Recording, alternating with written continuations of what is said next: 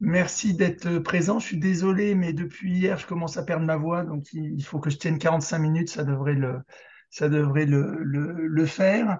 Bonjour Charlotte. Bonjour Emmanuel. Voilà, Charlotte qui est notre spécialiste cyber au sein de CF. Merci de vous être connecté. On va commencer d'ici 1, 2 minutes. J'en profite pour faire un petit peu de réclame pour ECF. Je rappelle que CF, c'est le syndicat des experts comptables libéraux, qu'on essaye de se démener bénévolement dans beaucoup de domaines, que ce soit en matière numérique, en matière fiscale, sociale, puisque vous êtes très nombreux à participer à nos webinaires, les webinaires que l'on fait toujours à 13h30. Pourquoi? Parce que ça permet de toucher nos amis des Outre-mer, que ce soit à La Réunion, en Guyane, en Martinique, en Guadeloupe. Alors peut-être que j'en ai oublié, faut pas m'en vouloir. J'aurais dû juste circonscrire à Outre-mer.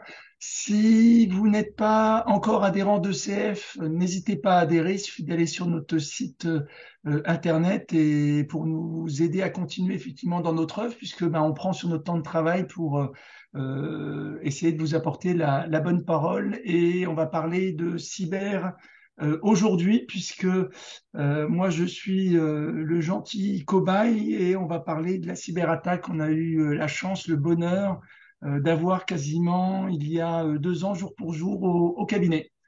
Voilà, Charlotte, je te laisse la parole et je te laisse me cuisiner.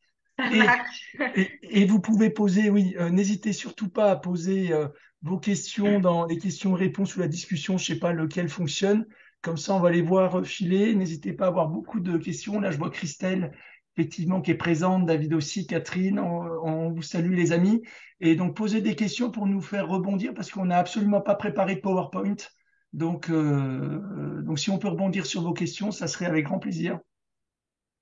Eh ben, ça y est, c'est parti. Allez, c'est parti, on y va. Bah, merci Emmanuel d'avoir accepté de témoigner de la cyberattaque que vous avez eue dans ton cabinet. Juste pour information, il y a un article qui sortira dans le prochain magazine Ouverture avant le congrès que j'ai rédigé où on a eu la chance d'avoir deux autres témoignages de deux autres confrères qui eux aussi ont eu des attaques informatiques. Et c'est marrant, il y en avait un qui reprenait, qu'il vivait un peu comme toi, qui disait qu'il avait bénéficié d'une attaque. Donc comme quoi, une fois que c'est passé, on peut en voir finalement les bienfaits. Le tout, c'est de réussir à s'en sortir sans trop d'encombre entre les deux. Alors Emmanuel, est-ce que tu peux juste nous repréciser les éléments de contexte qui sont importants selon toi à avoir en tête pour bien comprendre l'événement qui s'est passé et comment vous l'avez géré dans ton cabinet? Les éléments de contexte, on va dire qu'on est un cabinet comme tout le monde. On se croyait un cabinet effectivement comme tout le monde, à l'abri, comme beaucoup, mais effectivement, je voyais passer. Alors, je suis en charge de l'informatique chez nous. Alors, je suis pas informaticien, hein, je sais quasiment rien faire au niveau informatique, mais il faut bien qu'il y en ait un qui s'y colle, puisqu'on travaille qu'avec des ordinateurs désormais. Et donc, j'ai la chance de manager notre équipe informatique. Alors, on a la chance d'avoir une équipe informatique parce que notre cabinet est d'une taille relativement importante, on va dire, par rapport à la moyenne des cabinets, dans le sens où on emploie environ 300 personnes et qu'on a une trentaine de sites géographiques. Mais ce qui nous est arrivé, nous, à notre cabinet, ça peut arriver à des cabinets plus petits, mais c'est aussi arrivé à des cabinets plus gros. Vous avez dû lire la presse. C'était en avril, c'était pendant, je sais plus si c'était pendant le confinement ou 2021. Non, c'était en avril 2021 où un cabinet commençant par IN et finissant par Sceaux a été attaqué au mois d'avril, donc en pleine période fiscale. Donc ça a été plutôt mal vécu et pourtant ils ont d'autres moyens et ils ont une certaine puissance. Et puis il y a un autre gros cabinet de Champagne, pardon, qui a également été attaqué alors qu'ils sont plus de 600. Donc c'est pas un problème de taille.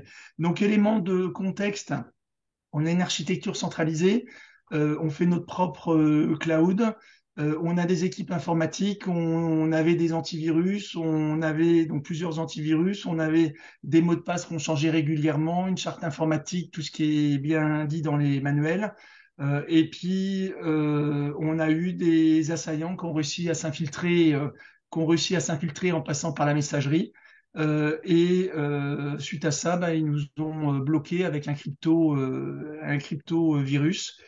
Et donc, on n'était plus capable de travailler puisqu'on n'avait plus accès à notre système, on va dire. Une attaque, tout ce qu'il y a de plus classique, je ne vais pas développer les Un différentes ransomware donc, techniques. hein, en Oui, somme. un ransomware, pardon. Un ransomware, effectivement, et donc on était bloqué, donc soit on payait, bah, soit on se débrouillait autrement, et donc impossible de travailler. Euh, et bien évidemment, comme toutes les données quasiment sont électroniques, donc bah, plus de numéro de téléphone pour les clients, plus d'adresse mail. Donc on était un peu dans le noir complet, sauf que bah, c'était lors du congrès de ECF de Marseille, donc 19-20 septembre 2021. Et que effectivement, bah, vers le 20 de chaque mois, il y a un peu les TVA à faire, et puis après, bah, il y a les bulletins de paye qui se rapprochent avec une vitesse vertigineuse. Voilà un petit peu le contexte. Ok. Donc, quand tu apprends l'attaque, comment ça se passe? Donc déjà, juste, c'est intervenu en semaine ou en week-end? Juste Alors, un petit c'est sondage comme intervenu ça. en week-end, c'est-à-dire c'est intervenu, ça a commencé 2 jours avant, un vendredi soir. Ce qu'il faut savoir, où tu le préciseras, mais c'est souvent le week-end que les Exactement. C'est pour ça assaillants que je te arrivent, pose la question. puisque effectivement, bah, le week-end, on est moins présent sur nos ordinateurs, ça se voit moins, voilà. Donc c'est arrivé dans la nuit du vendredi au samedi. Voilà, et comme on a des capteurs sur nos systèmes informatiques, on s'en est aperçu dès le samedi, puisque sur notre ferme de serveurs, on avait 2 serveurs qui étaient éteints et c'était anormal. Voilà, D'accord. c'est comme ça Donc, qu'on s'en est rendu compte.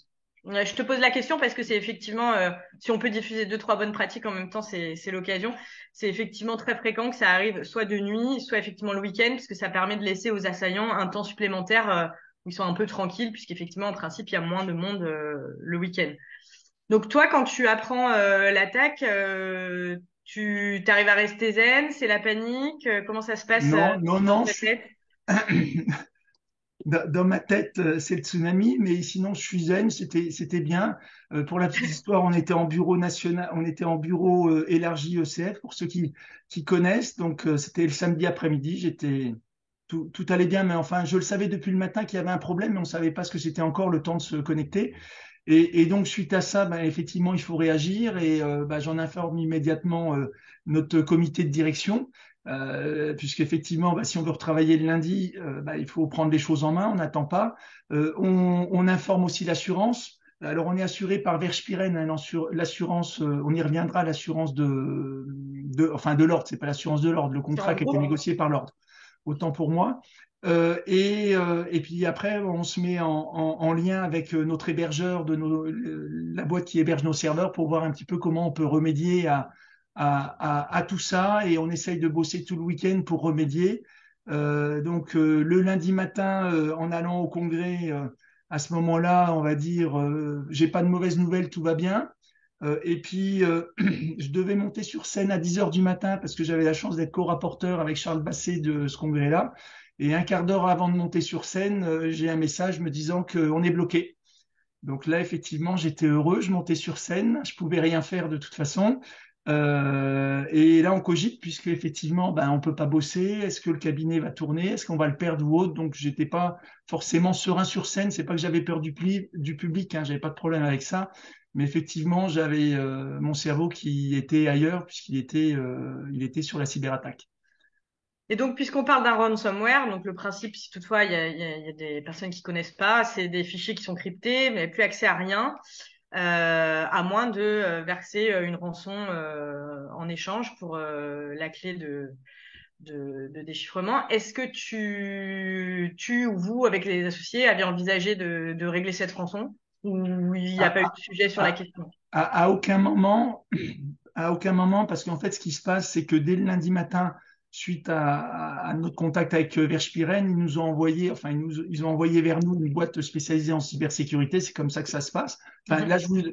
c'est l'expérience Verschpiren. Je sais pas comment ça se passe avec les autres assureurs. Et donc, ils nous ont pris en main. Et ce qui se passe, c'est qu'ils lancent du forensic. En fait, c'est les experts, hein. Vous connaissez la série. Ben là, c'est pas pour aller voir les cadavres, mais c'est pour aller étudier tout le système, pour effectivement savoir comment les assaillants sont rentrés, les dégâts qu'ils ont pu faire et pouvoir après déterminer la stratégie. C'est-à-dire que, alors là, nous, la stratégie pour l'instant, j'en connais que deux, c'est payer, ou alors l'autre stratégie, ben, c'est de remonter le système, et là, il peut y avoir d'autres stratégies dans la remontée du système, et on en parlera après. Mais effectivement, à aucun moment, il a été question de payer la rançon. Voilà, D'accord. et je connais même pas le montant de la rançon. On précisera quand même qu'effectivement, hein, le fait de payer la rançon, c'est pas du tout d'avoir petit une garantie en soi de récupérer ces données.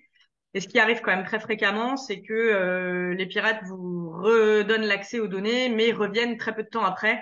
Et en règle générale, entre les deux, vous n'avez pas eu le temps de faire le nécessaire pour que une telle attaque resurvienne. Et la troisième chose, c'est qu'en plus, vous n'êtes pas à l'abri que, entre-temps, les données soient éventuellement diffusées, revendues.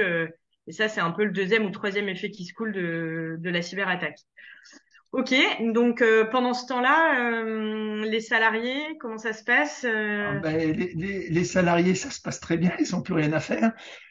Non, enfin, ils n'ont plus rien à faire. Donc après, il faut occuper les salariés. Donc en fonction effectivement des sites, il y avait des salariés, ben, en ont profité pour faire les archives qui n'avaient pas été faites quand il y a encore du papier. Il y a eu des entretiens annuels qui ont pu être aussi menés pour certains, dont d'autres ont été mis en RTT. Moi, j'avais une salariée qui était quand même au cabinet parce que pour pouvoir répondre au téléphone. Ah oui, chose que j'ai oublié de dire, c'est qu'on est en téléphonie IP. Et donc, quand nos serveurs ont été atteints, tout a été éteint. Et donc, on n'avait plus de téléphonie non plus. Voilà. Donc, effectivement, ça, j'ai oublié de le dire. Et donc, effectivement, une fois que les enquêteurs ont commencé à enquêter, se sont aperçus que la téléphonie IP était sur un système Linux et pas Windows. Donc, ils ont dit, bon, on peut rallumer la téléphonie puisque là, il n'y a pas il y a pas trop de risques.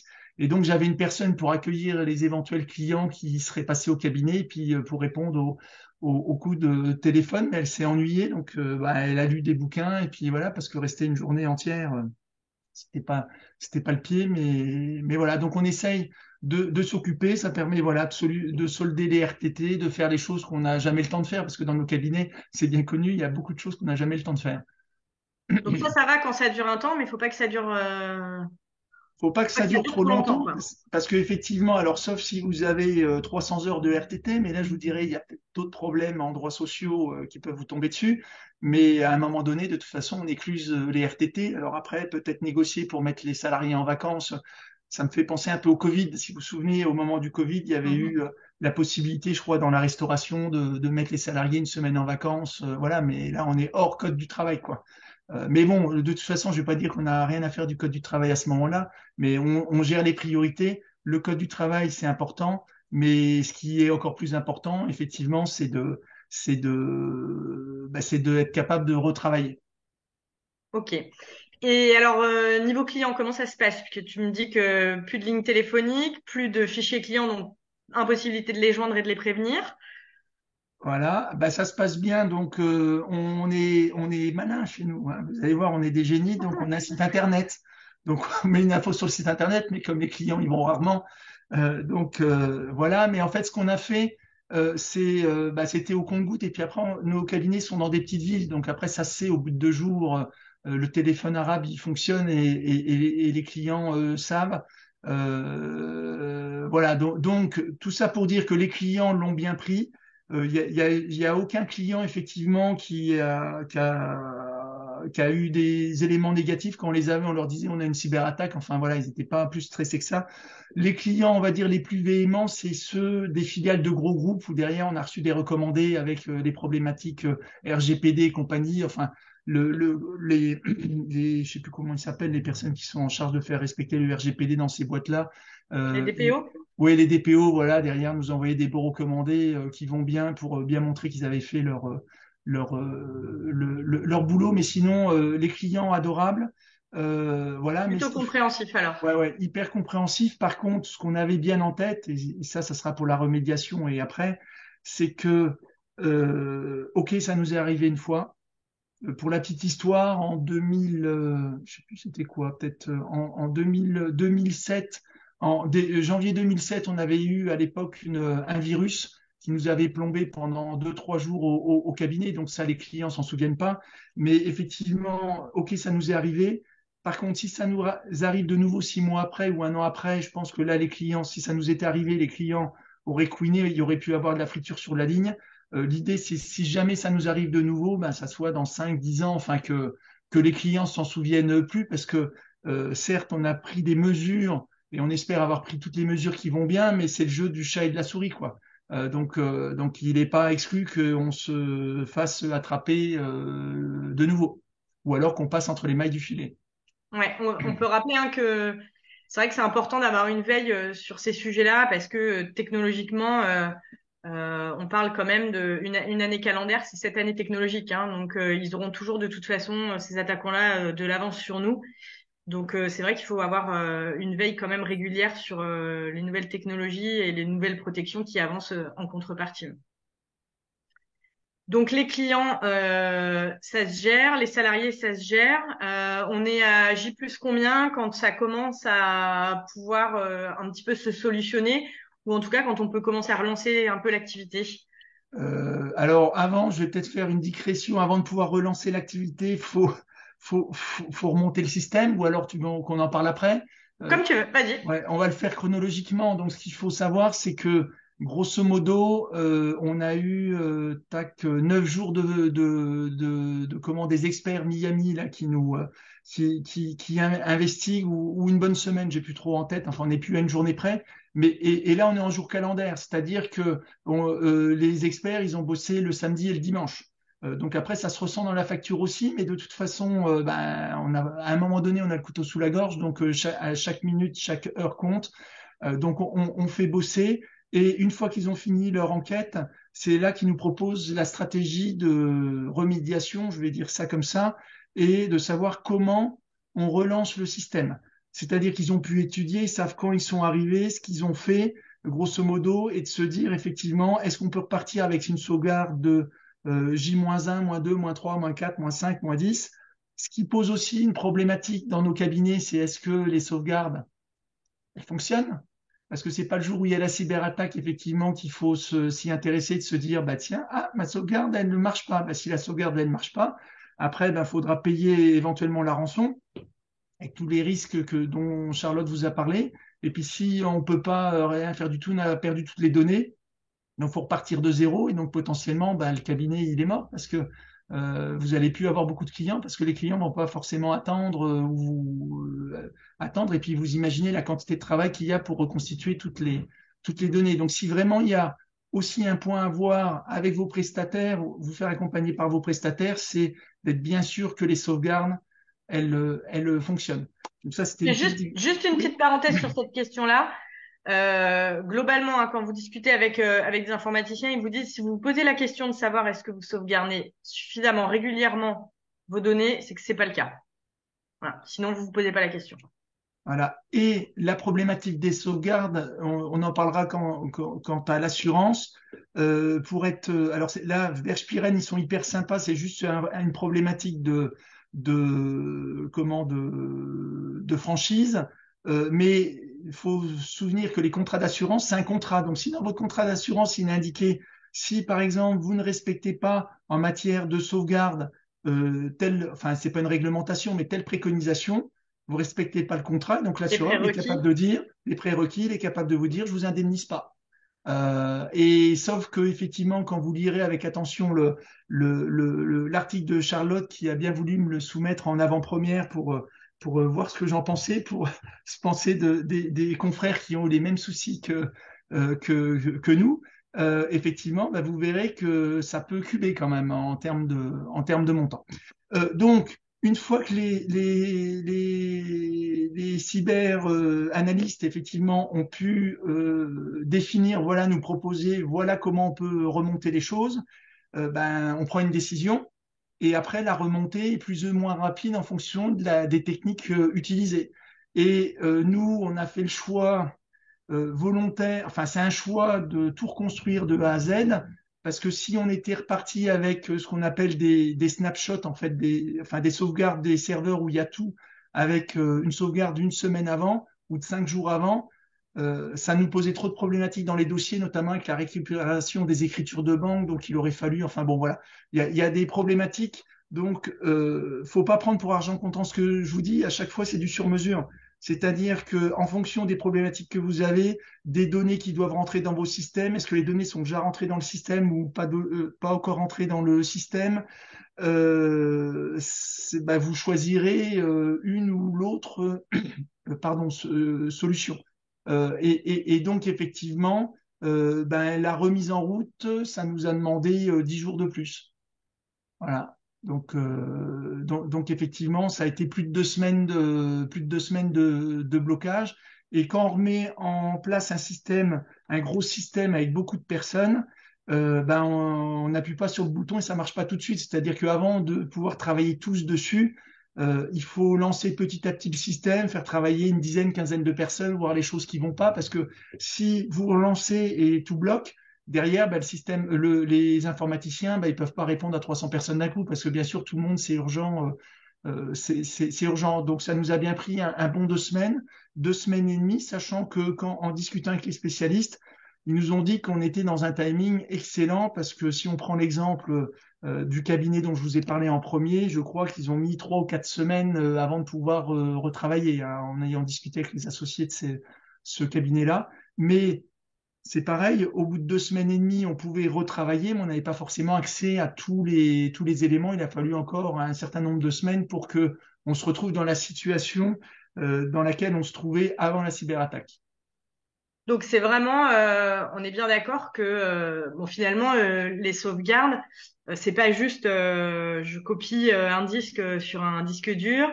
C'est vraiment, faut avoir derrière toute une réflexion par rapport aux différents outils, que ce soit de production, de gestion, pour que et des vrais tests en fait, hein, surtout des vrais tests qui vont permettre d'ajuster et de pouvoir restaurer ça correctement. En même temps, c'est aussi un peu du bon sens. C'est comme si demain on change de logiciel comptable, on va pas jeter ça à tous les clients sans avoir fait les tests un peu nous de notre côté. Donc c'est un peu la même chose, mais ça vaut le coup de le faire à petite échelle pour vérifier que le process il est bien huilé. Il est bien huilé et la sauvegarde, c'est un vrai métier. Moi, le recul que j'ai là-dessus, la sauvegarde, c'est vraiment un vrai métier. Donc, moi, je vous invite, si vous avez des doutes, à vous rapprocher de vos prestataires pour effectivement vérifier que bah, les sauvegardes tiennent la route et notamment.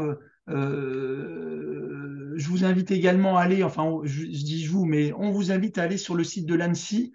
De tête, c'est www.ssi.gouv.fr, je crois, ça doit être un truc comme ça. ANSSI. Ah, ANSSI. AN. Je sais plus s'il y a le AN. Quand tu tapes dans Google, c'est ANSSI, mais le lien, c'est SSI. Mais Ah, enfin, bon, peu importe. Mais c'est peut-être, enfin bon, vous tapez ANSSI, AN2SI dans Google, enfin, ou un autre, et ça, c'est un site du gouvernement qui indique toutes les bonnes pratiques. Et notamment, vous pouvez lire tout ce que vous voulez sur les sauvegardes, sur les mots de passe et les autres bonnes pratiques à avoir. tout à fait. Je vais en profiter pour répondre à des questions. Donc, je salue notre consoeur de Pierre Latte, elle se reconnaîtra, et qui pose ces attaques sont-ils possibles lorsque le cabinet utilise des connexions à distance en AOD? Je ne sais pas ce que ça veut dire AOD. C'est en hébergement à distance. À distance, ok. Donc, bah, je te laisse répondre et je compléterai ou. Ouais, ben alors c'est possible, oui, parce que à commencer par la personne qui vous héberge en fait, hein, tout simplement. Et là, vous perdez en grande partie la main, puisque c'est plus vous qui êtes, vous êtes client, donc vous n'êtes plus maître en plus du process qu'il va y avoir derrière. Après, il n'y a pas un choix de sauvegarde qui soit le bon. Sinon, on ferait tous la même chose. C'est vraiment à adapter selon le fonctionnement que vous avez. Mais quoi qu'il en soit, oui, ça reste possible. Et donc, il faut réussir à... En fait, il faut arrêter de penser que ça n'arrivera pas. Voilà, aujourd'hui, il faut arrêter de raisonner comme ça. Avant, on était un peu là-dedans, on se disait, je me méfie, est-ce que ça arrivera, est-ce que ça n'arrivera pas? Aujourd'hui, il faut arrêter de raisonner comme ça. Il faut se dire, le jour où ça m'arrive, comment je fais? Parce que ça pourra toujours arriver. Donc la question, c'est ça, c'est plus comment vous, qu'est-ce que vous mettez en place derrière pour que si toutefois ça arrive, vous puissiez, moi aussi de tousser, continuer à travailler, prévenir vos clients, qu'est-ce que vous faites des salariés. C'est plus comme ça, à mon sens, qu'il faut l'envisager. Mais oui, bien sûr que ça peut arriver, même en connexion à distance. c'est travailler le PCA, le plan de continuation d'activité, ou le PRA, le plan de reprise d'activité. Donc c'est ça. Et puis pour compléter ce qu'a dit Charlotte, moi j'ai un client qui est concessionnaire automobile et je sais plus si c'est en même temps ou l'année suivante, peu de temps après, donc toutes leurs données sont hébergées chez un gros hébergeur qui est spécialisé dans l'automobile et ils ont eu une attaque. Et les données, ils les ont récupérées 8 ou 9 mois après. Donc c'est pas parce que les données sont hébergées qu'ils ne peuvent pas, il peut pas y avoir des attaques. Bien évidemment, si la boîte est sérieuse, logiquement, elle a mis en place les outils des équipes pour limiter le risque. Je peux vous parler aussi d'un éditeur de la profession assez connu qui est situé à Beauvais, qui il y a quelques mois a eu des attaques. Alors c'était pas une cyberattaque, mais ils étaient assaillis de, je crois que c'est DDoS, enfin Oui, c'est une voilà, attaque de DOS, ouais, tout à fait. voilà, c'est des attaques où des serveurs envoient des requêtes, des requêtes, des requêtes pour saturer effectivement les serveurs de l'éditeur. Je vous rappelle aussi pour un autre éditeur assez connu au niveau de la paye, qui a le monopole, il y a quelque temps, c'était dans leur data center de Marseille, ils ont eu un problème. Alors, c'était pas forcément une attaque, mais les données n'étaient plus accessibles et encore un peu avant, OVH. Donc, tout ça pour dire que vous avez beau héberger effectivement vos données chez des professionnels, il peut y avoir des problèmes d'attaque, de ransomware, un problème dans le data center où il n'y a plus de clim et puis derrière les serveurs ils chauffent. Voilà, il faut être prêt à ce type de choses ou une coupure Internet. Ça arrive régulièrement. Maintenant, tout se passe par Internet. Vous avez plus Internet, comment vous faites? C'est quoi le plan B? Je vais préciser deux petites choses. La première, c'est que finalement, effectivement, si vous faites appel à un prestataire, c'est ni plus ni moins qu'un transfert bon, de compétences, évidemment, parce qu'à la base, vous le sollicitez pour ça, mais aussi de responsabilité. Il n'en reste pas moins que le jour où vous pouvez plus travailler, vous pouvez plus travailler. Donc, même si derrière, peut-être dans quelques mois, tout ça, vous pourrez vous retourner contre lui, en attendant le jour J et le temps que ça va durer, il faut pouvoir avoir envisagé des solutions. Ça, c'est la première chose.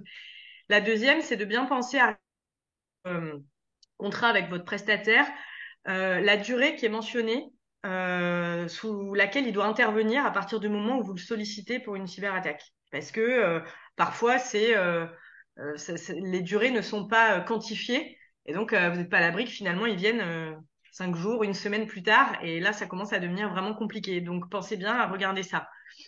Et, Euh, et au niveau des sauvegardes, là, pour répondre à Olivia, à voir avec le contrat avec le prestataire s'il est possible, parce que lui, il fait des sauvegardes sur son système. Théoriquement, répliquer tout ça, donc à regarder dans les contrats, enfin, ce qu'ils font, répliquer sur un autre data center, puisqu'on met pas tous les œufs dans le même panier, parce qu'il suffit que le data center disparaisse si les sauvegardes sont dans le même data center, ça pose problème.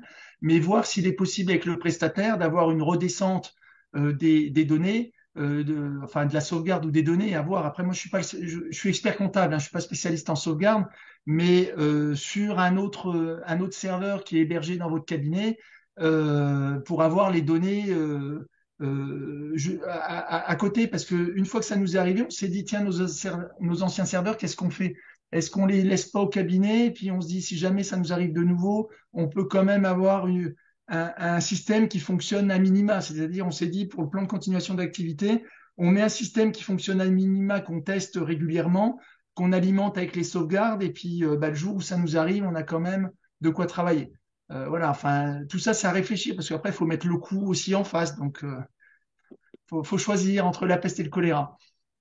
C'est souvent ça, hein. La cyber, c'est vraiment, enfin, l'assurance et les moyens qu'on met en face, c'est quel niveau de risque je suis prêt à accepter et donc quels moyens je mets en face. Et ça, c'est aussi une question d'appétence au risque et c'est aussi une réflexion personnelle ou à plusieurs quand on est plusieurs associés. Je vais juste répondre à une Mm. question qui est donc, vous avez évoqué le coût des experts, celui-ci n'est pas couvert par l'assurance. Alors tu pourras nous dire ton cas précis si tu veux, Emmanuel, mais comme on le disait, très souvent, il y a des prérequis, et si les prérequis, vous les respectez pas, déjà, de toute façon, il n'y aura pas d'intervention de l'assurance, à commencer par ça. Donc c'est quasiment la première chose, dommage de payer une assurance qui s'active pas, c'est quasiment la première chose à aller vérifier, c'est ouvrir son contrat et vérifier que les prérequis de l'assurance, vous les respectez. Parce qu'ils vous demanderont, je pense que tu peux témoigner, Emmanuel, ils vous demanderont de justifier que c'est le cas. Il demande effectivement, donc, ce qu'il faut savoir dans le contrat groupe, alors je ne suis pas commercial Verspiren, hein, le contrat groupe de l'ordre, les prérequis sont très très light, tant mieux pour le moment. et notamment par exemple sur les mots de passe, ils demandent, je crois, 8 caractères. Enfin, et si vous allez sur le site de l'ANSSI, vous verrez 12. effectivement que maintenant on est à 12. On est à 12. À titre perso, j'en suis à 19 caractères qui sont changés tous les 3 mois, hein. Parce qu'une fois qu'on s'est fait pincer, on durcit les choses. Et au niveau, les prérequis, effectivement, sont assez light, mais dans le cadre de la phase d'indemnisation, parce que bien évidemment, comment ça se passe? L'assurance nous envoie effectivement les cyber-enquêteurs. La priorité, c'est de retravailler. Et après, la phase 2, la phase suivante, c'est on va demander l'indemnisation. L'indemnisation, que ce soit pour les frais de cyber-enquête, que ce soit pour les coûts pour remettre les données dans l'état dans lequel elles se trouvaient au moment de la cyberattaque. C'est grosso modo ce qui est mis dans le contrat, et des frais supplémentaires d'exploitation. Donc voilà, il y a 3 lignes au niveau du contrat avec Spiren. Ce qu'il faut savoir, si vous êtes commissaire aux comptes, euh, le contrat expertise comptable passe en premier, et vous avez en seconde ligne, vous avez le contrat commissaire aux comptes. Et ce qu'il faut savoir également sur le contrat, je parle uniquement de Verspiren, hein. Sur le contrat, vous avez la possibilité, contrat cyber, de prendre des options pour avoir une meilleure indemnisation. Et l'option 3, qui est la plus élevée, ça doit coûter 600 balles de plus par an, enfin 600 euros. Ça permet d'être couvert en termes de montants sur des montants stratosphériques. Et ça peut effectivement être utile parce que, comme vous le lirez dans l'article de Charlotte, là, le cabinet auquel c'est arrivé, ça a cubé en termes de montants, et on était sur des centaines de milliers d'euros de coûts effectivement par rapport à cette cyberattaque. Donc vous avez le dossier à monter, et l'assureur, c'est pareil, l'assureur, c'est pas un spécialiste de l'informatique.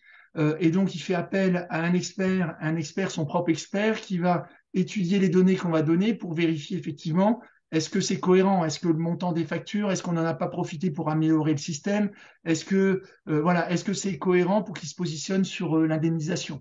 Et donc ça, effectivement, bah, c'est du temps aussi à passer, et de l'énergie effectivement à passer, parce qu'on n'est pas forcément d'accord. Donc, une fois que l'activité est relancée, à partir de combien de temps ça a pris, on va dire, avant que tout revienne vraiment à la normale, en fait, hein? Ben, ça a pris plusieurs semaines, ça a bien pris 2 mois. Voilà, on va dire, pour que ça revienne effectivement à la normale. Voilà, et puis sans compter le temps passé à récupérer effectivement, bah, les données perdues. Enfin, objectivement, on a perdu peu de données. Quand je dis perdre des données, c'est pas les données qu'on nous aurait aspirées, c'est entre les données qu'on a remontées, parce qu'en fait, on n'a perdu qu'une journée de production. On a perdu la journée de production du vendredi. Voilà, mais sauf que on avait produit, les clients nous avaient transmis des éléments, avaient déposé des pièces. Enfin voilà, vous voyez bien les choses, des mails qui ont été perdus ou autres. Donc ça, effectivement, c'est du temps à passer. On a aussi communiqué auprès des services des impôts. Donc ça, faut bien penser, puisqu'on était en période de TVA, pour indiquer effectivement que les TVA pourraient pas être sortis en temps et en heure pour X clients. Et le dossier était remonté à Paris, parce qu'a priori, il y a je vais pas dire une brigade, mais enfin, voilà, on n'était pas les seuls en France à se faire attaquer. Je vais pas dire que c'est toutes les semaines, mais qu'il y a un cabinet d'expertise comptable, mais voilà, ça remonte. Et c'est important de garder les traces, les preuves, parce que dans certains dossiers, pour faire sauter les pénalités, bien qu'on ait communiqué en disant c'était un cas de force majeure, on était incapable de produire, il y a eu des pénalités, et parfois ils ne voulaient pas les faire sauter dans le cadre d'une remise gracieuse. Voilà, donc il a fallu se battre dans certains dossiers. Bon, ça après, ça reste marginal, mais c'est gavant, parce que effectivement, on est passé par une cyberattaque, on a essayé de tout bien faire avec les impôts, et derrière ils mettent un coup de trick, parce que effectivement, c'est pas la TVA est pas partie en temps et en heure. C'est intéressant ce que tu nous expliques parce que, voilà, souvent on voit cyberattaque, d'abord on pense que c'est que pour les autres, et puis, ok, je vais faire mes sauvegardes, tout ça. Mais ça, c'est des exemples extrêmement concrets on voit ça dans les grandes lignes et on se dit pas, ah mais oui, mais en fait, derrière, il va falloir que je passe X temps à faire des demandes de remises gracieuses auprès des impôts pour, je sais pas combien de milliers de Mhm. clients dans le cadre de ton cabinet. Enfin, oui, c'est plein de petits détails qui, mis bout à bout, font que ouais, c'est un Ça vilain demande, nombre, hein. ça demande du temps, mais par contre, puisque je vois le temps filer, il nous reste 10 minutes. Mm. Par contre, effectivement, finalement, c'est bénéfique dans le sens où on s'est fait pincer. Suite à ça, on a rajouté des couches de sécurité. Je vais vous en donner quelques-unes. On va vous parler avec Charlotte enfin un logiciel, mais c'est en ligne. Ça s'appelle l'EDR, Endpoint Detection and Remediation. Donc on va dire c'est un gros antivirus, mais qui va aussi analyser ce qui se passe sur vos serveurs et sur vos postes pour voir s'il n'y a pas des choses, des données qui s'en vont, parce que ça l'antivirus le voit pas, ou des mouvements parasites. Et ça, grosso modo, en termes de coût, ça coûte entre 8 et 10 fois un antivirus. C'est le prix à payer effectivement pour sécuriser, sachant que nous, notre prestataire, donc vous avez ça chez Orange, chez d'autres, pareil, vous tapez sur Internet, vous en trouvez, c'est la grande mode. Et notre prestataire, il a la possibilité de couper un ou plusieurs de nos serveurs si jamais il y avait des choses bizarres pour bien sûr se couper un doigt plutôt que tout le bras Voilà, juste pour soit emporté. préciser, c'est ça, hein, l'idée, c'est un outil qui va permettre de voir tous les différents points d'entrée et qui est capable de savoir si c'est normal, par exemple, qu'à 3 heures du matin, il y ait de l'activité à tel endroit Voilà. ou pas. Et donc, on leur a donné l'autorisation, effectivement, de faire le nécessaire parce que statistiquement, les cyberattaques, ça va être la nuit et puis le week-end, ou alors quand vous êtes en vacances. Donc, vous êtes en vacances, vous n'avez pas accès à vos données. S'ils essayent de me contacter pour dire est-ce qu'on coupe le serveur ou pas, enfin voilà, ça n'a pas de sens de. Alors, chez nous, ça n'avait pas de sens. Après, si vous avez des équipes qui sont là H24, on vit pas dans la même. On n'a pas la même chose, mais ça peut effectivement avoir du sens. Mais voilà. On a ça pour se connecter sur le VPN. On a fait comme les banques. Désormais, on est en double authentification alors qu'avant on était en simple authentification. On a remis des sécurités avec des anti-spam supplémentaires. Enfin voilà, on a essayé de monter les choses. Cependant, on aura beau accumuler des couches et des couches et puis payer. Il ne faut pas oublier qu'il y a un maillon essentiel dans la sécurité. Ce sont les personnes qui utilisent le système d'information. Et donc, c'est bien d'avoir une charte informatique pour dire, faut pas aller sur tel site, tout ça, nanana. Ok, c'est un bout de papier, mais en fait, ce qu'il faut, c'est expliquer aux collaborateurs, faire de la pédagogie sans cesse, parce que nous, tiens, je pense à une collaboratrice, alors qu'elle était là au moment de la cyberattaque, elle a reçu un mail un petit peu bizarre, tout ça, bah, elle a cliqué dessus. Voilà. Donc, mais peut-être qu'effectivement, derrière, il pouvait y avoir une tentative de phishing ou autre chose, ou un ransomware derrière, mais derrière, effectivement, elle a cliqué, alors que bah, on sait quand on n'est pas sûr du mail, tout ça, on supprime, on supprime, et après on supprime de la boîte enfin de la corbeille, et puis c'est tout, on appelle la personne pour être sûr qu'effectivement c'est un mail légitime. Tout à fait.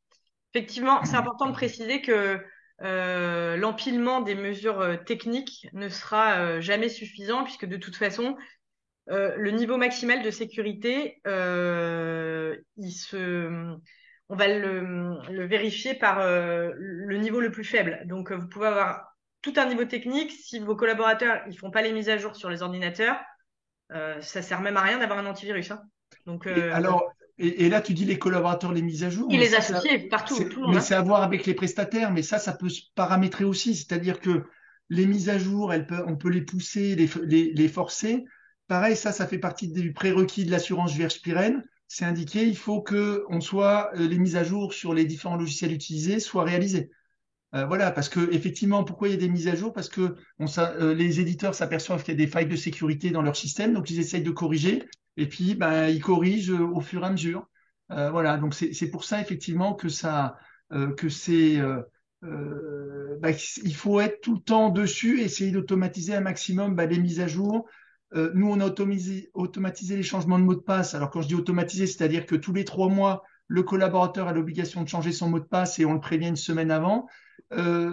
Après, pardon, la question sur les mots de passe, il existe des gestionnaires de mots de passe.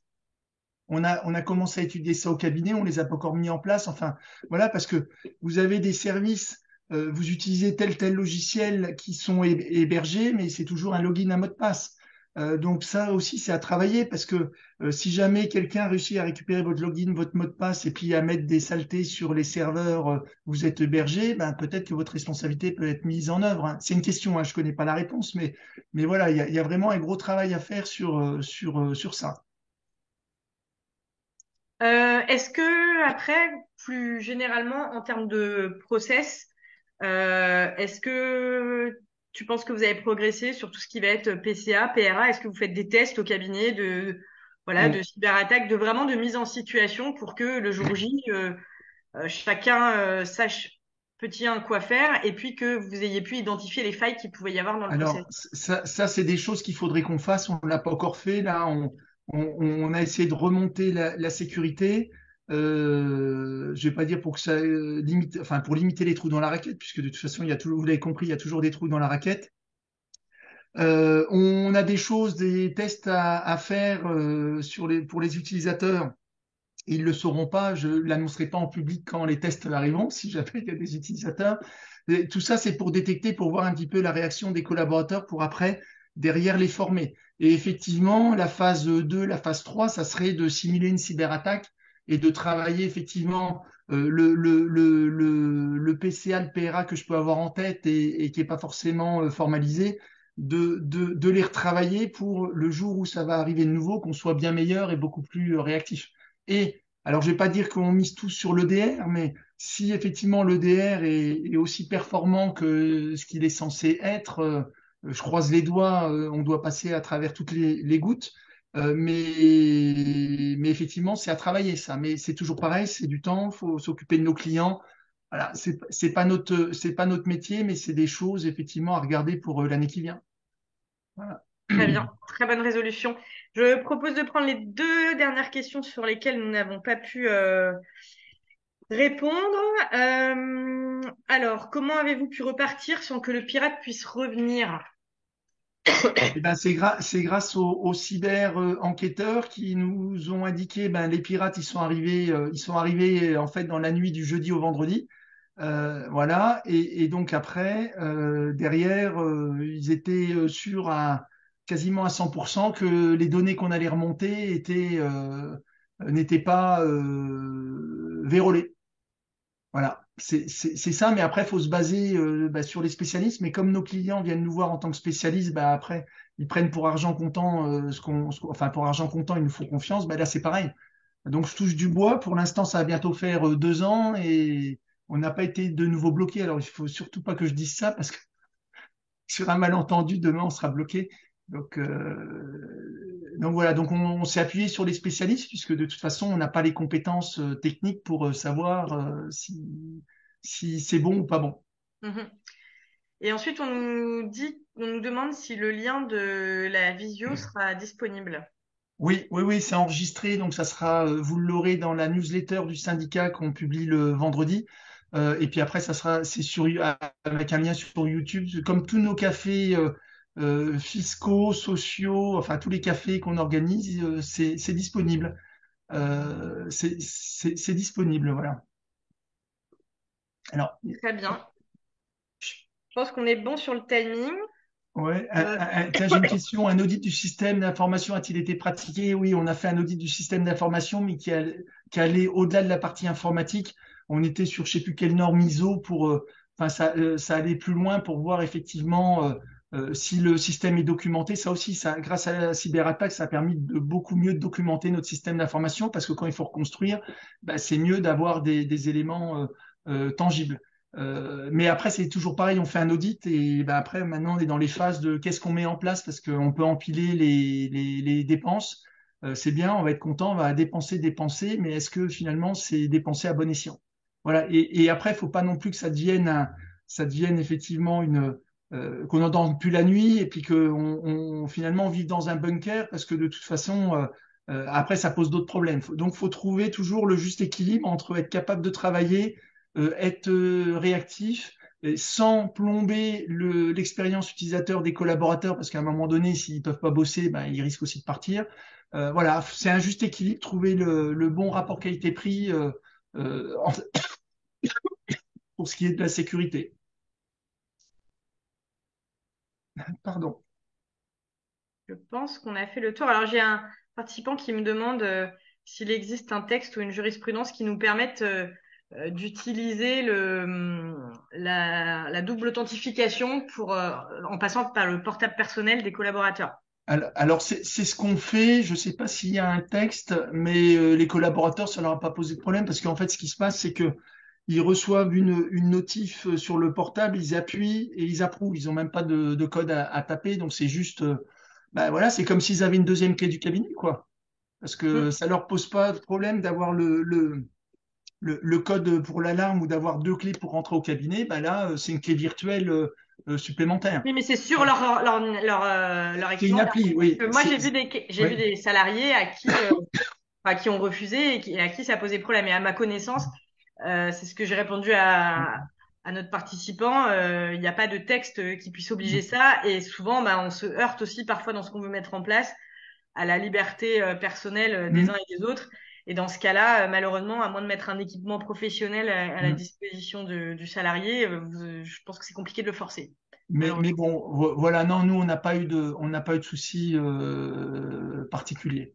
Voilà, mais je pense que de toute façon, ça rentrera dans les mœurs, quoi. Au début, c'est peut-être choquant au début, mais après, enfin, c'est pas intrusif, certes, c'est sur le portable, c'est une appli sur le portable du salarié, mais enfin, ça va pas télécharger les données du salarié. Il y a une notification, j'appuie sur mon téléphone, c'est bien moi qui me suis connecté. Enfin voilà, mais bon, après, en discutant, en expliquant, ça peut mieux passer. Bon, je Sûrement. vois qu'on a atteint nos 45 minutes et qu'on a réussi à tenir notre auditoire en haleine. On vous remercie de votre participation nombreuse et je vous rappelle, pour ceux qui n'ont pas la chance d'être adhérents ECF, adhérez, et ceux qui sont adhérents, n'hésitez pas d'en parler à vos consoeurs et à vos confrères pour que ils puissent adhérer pour effectivement que notre syndicat soit le plus puissant possible et puisse continuer à vous proposer des webinaires et d'autres, ou le magazine Ouverture qui est très qualitatif, puisse vous le proposer effectivement pendant de nombreuses années encore. Et justement à ce sujet, je vous invite à aller lire l'article donc sur les retours d'expérience cyber, parce que vous pourrez vous rendre compte que bon, Emmanuel, ça s'est entre guillemets plutôt bien terminé quand même pour ton cas, mais c'est Mm. malheureusement loin d'être le cas pour tout le monde. Et voilà, j'ai réussi à recueillir le témoignage d'un confrère pour qui ça s'est mal fini. Donc effectivement, c'est important de se sensibiliser et de se poser un moment pour réfléchir à ces questions-là. Voilà, parfait. Merci à tous, merci Charlotte. Et Avec puis plaisir, merci à toi. voilà, et puis à bientôt. À bientôt, au revoir. Au revoir.